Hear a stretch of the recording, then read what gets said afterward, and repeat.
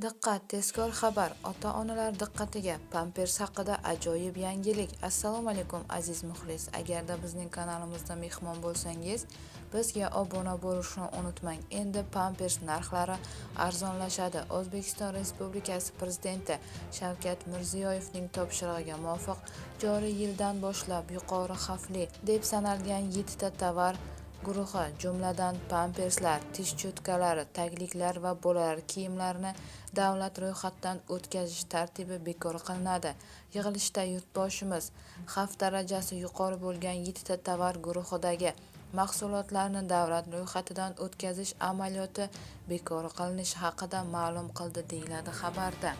Bu xabarni barcha do'stlarimizga hamda ota-onalarimizga yetkazib qo'yamiz. Hamda videomiz ostida bir dona like tugmasini bosishni unutmaymiz.